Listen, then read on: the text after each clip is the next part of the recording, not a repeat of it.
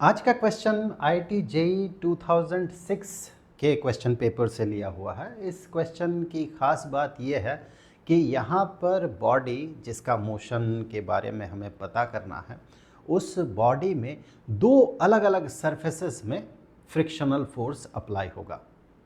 चलिए क्वेश्चन पढ़ लेते हैं। पहले यहाँ पर कहा गया है कि एक सर्कुलर डिस्क है। यहाँ पर ये सर्कुलर डिस्क आपको दिख रहा है जिसके अंदर एक ग्रूव है, यानी कि एक छेद है। इस तरह का एक छेद है इस सर्कुलर डिस्क में। Along its diameter, obviously along its diameter, यहाँ पर इसका सेंटर होगा और इसे प्लेस किया गया horizontally on a rough surface. तो आप इसे इस स्क्रीन के इस सरफेस को आप वो वाला सरफेस मान सकते हैं जिसके ऊपर इस डिस्क को ऐसे रखा गया है। ये हॉरिजॉन्टल सरफेस है और ये डिस्क जो है, ये डिस्क इसे ऐसे हॉरिजॉन्टली इस तरह से प्लेस किया गया। और ये जो हॉरिजॉन्टल सरफेस है, ये सरफेस ये रफ सरफेस है, यानी कि यहाँ पर फ्रिक्शन एक्ट करेगा। अब कहा गया a block of mass 1 kilogram, उसे प्लेस किया गया जैसे कि फिगर में आपको दिख रहा है। ये वो ब्लॉक है जिसका कि मास है 1 किलोग्राम। लेट अस से इसका मास m है। आगे चल के हम m को 1 किलोग्राम से सब्स्टिट्यूट कर देंगे। अब कहा गया the coefficient of friction between the block and all the surfaces of groove, ठीक है, and horizontal surface in contact is 2/5। तो ये कोएफिशिएंट ऑफ फ्रिक्शन है। ये कोएफिशिएंट ऑफ फ्रिक्शन इस बॉडी के हर उस सरफेस पे एक्ट होगा जो कि या तो इस सर्कुलर डिस्क के ग्रूव वाले सरफेस के साथ कांटेक्ट में होगा या फिर नीचे वाले सरफेस के साथ कांटेक्ट में होगा। यानी ये जिन जिन सरफेसेस के साथ कांटेक्ट में होगा ये बॉडी, उन सरफेसेस पे जो फ्रिक्शनल फोर्स एक्ट करेगा उसका जो कोएफिशिएंट है वो है 2/5। The disc has an acceleration of 25 meter per second squared towards left। चलिए इस डायरेक्शन में इसमें एक एक्सेलरेशन हो रहा है विच इज 25 मीटर पर सेकेंड स्क्वायर्ड। ओके, सो 25 मीटर पर सेकेंड स्क्वायर्ड इस पे लग रहा है एक्सेलरेशन इन दिस डायरेक्शन। इसका एक्सेलरेशन जो है दैट इज 25 मीटर पर सेकेंड स्क्वायर्ड। इसे मैं थोड़ा सा चेंज कर दूंगा एक्सीलरेशन, लेट अस से इसे मैं कर देता हूं a डैश। सो 25 मीटर पर सेकेंड स्क्वायर्ड जो है ये इस डायरेक्शन में, ये पूरा का पूरा सिस्टम इस डायरेक्शन में एक्सीलरेटेड है। Find the acceleration of the block with respect to disc. यहाँ पर ये जो ब्लॉक है, ये ब्लॉक ऑब्वियसली अगर आप इसे हाई एक्सीलरेशन से इसे इस डायरेक्शन में पुश करेंगे तो ये ब्लॉक भी स्लाइड करेगा। और कुछ वैल्यूज यहाँ पर दिया हुआ है, जैसे कोसाइन ऑफ थीटा का वैल्यू दिया हुआ है एंड साइन ऑफ थीटा का वैल्यू दिया हुआ है 4/3 एंड 4/5 एंड 3/5। सो पहले तो मैं इस क्वेश्चन को यहाँ से अगले पेज में ले जाता हूँ।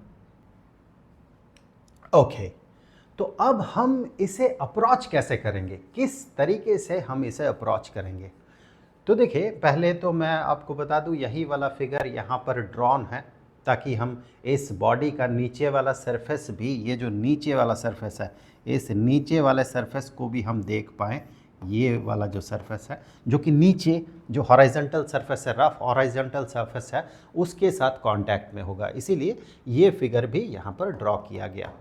तो इसे अप्रोच हम कैसे करेंगे?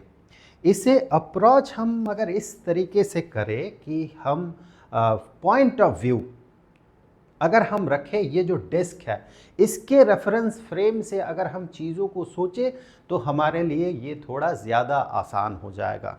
क्यों? क्योंकि ये बॉडी चूँकि इस डायरेक्शन में एक्सेलरेटेड है, सम फोर्स, किसी फोर्स के कारण जो इसे पुश कर रहा है, और उसके कारण इसमें अगर ये वाला एक्सेलरेशन रहे तो फिर from the perspect of this disc, इसके रेफरेंस फ्रेम से अगर देखा जाए तो ऐसा प्रतीत होगा, ऐसा लगेगा मानो कोई फोर्स इस बॉडी को इस डायरेक्शन में पुश कर रहा है, अपोजिट डायरेक्शन में पुश कर रहा है। एज इफ आप कार चला रहे हैं एंड आपका कार अगर एक्सीलरेटेड हो, आगे की तरफ एक्सीलरेटेड हो, तो आप पीछे की तरफ पुश्ड होते हैं, ऐसा लगता है कोई आपको पीछे की तरफ धकेल रहा है। वैसे हम इसे शूडो फोर्स कहते हैं, but that force is as real as other forces. तो यहाँ पर ये बॉडी अगर इस डिस्क के रेफरेंस फ्रेम से हम देखें तो ये बॉडी इस पे एक फोर्स अप्लाई होगा, और उस रेफरेंस फ्रेम से देखा जाए तो चीज़ें कंप्यूट करना आसान हो जाएगा। इस बॉडी पे एक फोर्स अप्लाई होगा, इस बॉडी पे इस डायरेक्शन में, थोड़ा सा कलर मैं चेंज कर देता हूँ, इस बॉडी पे इस डायरेक्शन में एक फोर्स अप्लाई होगा जो कि इसका मास होगा इनटू ये पूरा का पूरा जो बॉडी है, ये जिस एक्सीलरेशन से एक्सीलरेटेड है, चलिए मैं इसे GR कर देता हूं। दैट मीन इस बॉडी को ऐसा लगेगा मानो कोई एक शूडो फोर्स इस पे लग रहा है, जिसके कारण इस बॉडी पे इस डायरेक्शन में इतना ही एक्सीलरेशन क्रिएट हो सकता है, उसका टेंडेंसी है होने का। तो हम कहेंगे इस बॉडी पे जो फोर्स अप्लाई होगा वो होगा इस बॉडी का मास इनटू ये GR। दैट मीन जिस एक्सेलरेशन से पूरा सिस्टम एक्सेलरेटेड है, इतना फोर्स इस बॉडी पे पीछे की तरफ लगेगा from the reference frame of this whole disc. इस फोर्स को हम शूडो फोर्स कहते हैं। अब देखने वाली बात यह है कि ये जो फोर्स है, इस फोर्स के कारण इस बॉडी पे एक्सीलरेशन होगा इस डायरेक्शन में, क्योंकि इस फोर्स का एक कंपोनेंट इस डायरेक्शन में बनेगा, इस डायरेक्शन में बनेगा, और ये स्लाइड करते हुए इधर मूव करने का टेंडेंसी रखेगा। और ऑब्वियसली यही वाला फोर्स इस कंपोनेंट पे अगर हम रिजॉल्व करते हैं तो इसके परपेंडिकुलर डायरेक्शन में भी हमें इस फोर्स को रिजॉल्व करना होगा। तो ये दोनों फोर्सेस मिलके उसका रिजल्टेंट फोर्स होगा ये mgr वेक्टर। अब यहाँ पर आप देखिए, अगर दोनों कंपोनेंट्स को आपको पता लगाना है तो आपको ये पता करना होगा या तो ये वाला एंगल या फिर ये वाला एंगल आपको पता लगाना होगा। अब आप गौर से देखिए, ये एंगल अगर थीटा होगा, ये वाला एंगल अगर थीटा होगा, यानी हम कह सकते हैं ये एंगल अगर थीटा होगा, दैट मीन ये एंगल भी थीटा ही होगा। सो यहाँ से हमें ये वाला एंगल मिल गया, दिस एंगल इज थीटा। तो जैसे ये एंगल हमें थीटा मिल गया, हम कहेंगे ये वाला जो कंपोनेंट है, that component is mgr cosine of theta, और ये वाला कंपोनेंट जो है, दिस कंपोनेंट, ये ऑब्वियसली साइन कंपोनेंट होगा। मैं इस mgr को यहाँ पर लिख दूँ, इसे हमने रिजॉल्व कर लिया, और ये कंपोनेंट होगा mgr into sine of theta.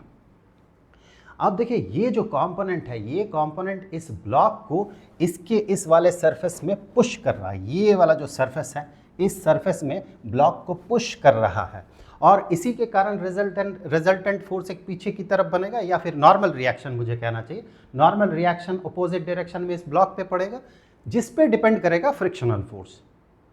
So frictional force, maximum frictional force इस सरफेस, इस ब्लॉक के ये वाला सरफेस और इस जो सेमी सर्कल जो आपको दिख रहा है, सेमी सर्कुलर जो डिस्क दिख रहा है, उसका ये वाला जो सरफेस है, इन दो सरफेसेस के बीच जो फ्रिक्शनल फोर्स एक्ट होगा, that frictional force should be, this is mgr sine of theta into coefficient of friction.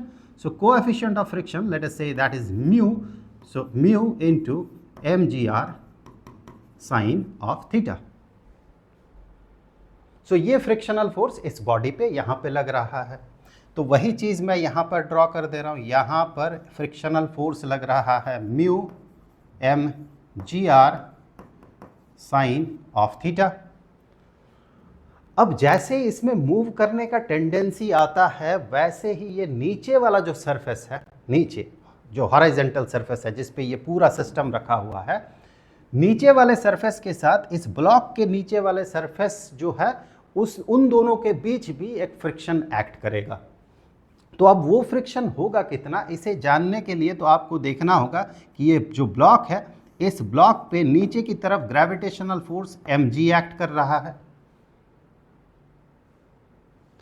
तो फिर ये जो नीचे वाला सरफेस है, इस पे नॉर्मल रिएक्शन ऊपर की तरफ mg एक्ट कर रहा है वहाँ पर भी, सो इस बॉडी पे ऊपर की तरफ नॉर्मल रिएक्शन mg। तो फ्रिक्शनल फोर्स नीचे वाले रफ सरफेस और इस ब्लॉक के नीचे वाले सरफेस के बीच फ्रिक्शनल फोर्स जो एक्ट करेगा वो होगा coefficient of friction which is mu, क्योंकि सारे सरफेसेस के साथ कोएफिशिएंट ऑफ फ्रिक्शन जो है वो सेम है इस ब्लॉक का। सो म्यू इनटू mg। सिर्फ इन्हीं दो सरफेसेस के साथ ये बॉडी कांटेक्ट में है, ये जो ब्लॉक है ये कांटेक्ट में है, यानी जो टोटल फ्रिक्शनल फोर्स इस ब्लॉक पे अप्लाई होगा, इसका टेंडेंसी होगा इस ब्लॉक का इधर मूव करने का due to this force mgr cosine of theta, और जिसे रेजिस्ट करेगा, ओपोज करेगा mgr साइन ऑफ थीटा, एक frictional force with this surface, इस सरफेस के साथ जो फ्रिक्शनल फोर्स एक्ट कर रहा है, और म्यू mg फ्रिक्शनल फोर्स जो कि नीचे वाले सरफेस, बेस सरफेस के साथ फ्रिक्शनल फोर्स एक्ट कर रहा है। ये दोनों फ्रिक्शनल फोर्स इस फोर्स को रेजिस्ट करेगा, अपोज करेगा, and this force is mgr cosine of theta. बस काम खत्म हो गया। इस फोर्स के कारण इसमें एक्सीलरेशन क्रिएट होगा जिसे अपोज करेगा ये दो फोर्सेस। तो हम कह सकते हैं इस ब्लॉक पे, इस डायरेक्शन में जो नेट फोर्स काम कर रहा है उस नेट फोर्स के कारण ही इसमें एक्सेलरेशन क्रिएट होगा, and net force is mgr cosine of theta, mgr cosine of theta minus ये दोनों frictional forces minus mu mg sine of theta, mgr sine of theta, and mu mg minus mu mg, and that is equal to, इस body में, इस disc के reference frame में जो acceleration create होगा इस डायरेक्शन में, let us say that acceleration is a, इस बॉडी पे, ब्लॉक पे एक्सीलरेशन क्रिएट हो रहा है a, तो हम कहेंगे कि net force is equal to mass of the body which is m into acceleration, और यही एक्सीलरेशन हमें पता करना है। क्वेश्चन में जो पूछा गया है acceleration, find the acceleration of the block with respect to the disc. तो यहाँ से हम कह सकते हैं कि this acceleration is this whole expression divided by m, यानी कि gr cosine of theta minus mu gr sine of theta minus mu into g. अब यहाँ पर वैल्यूज पुट करना है आपको सिर्फ, तो यहाँ पर हमें सिर्फ वैल्यूज पुट करना है।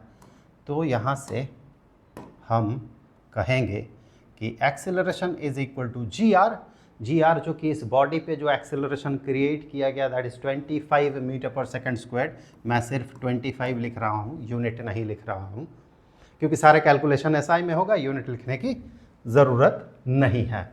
And cosine of theta is 4/5, cosine of theta is 4/5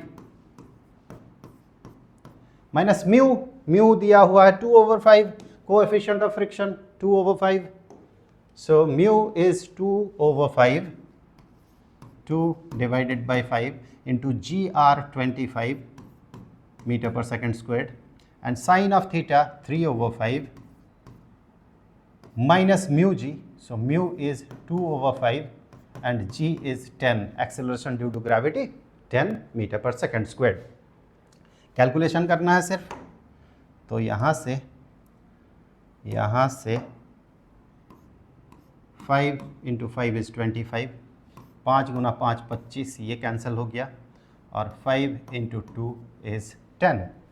तो हमें अंततः मिला 5 गुना 4 20 माइनस 2 गुना 3 6 माइनस 2 गुना 2 4, तो 20 से 6 और 4 मतलब 10 गया, तो 10, एंड यूनिट होना चाहिए मीटर पर सेकेंड स्क्वायर।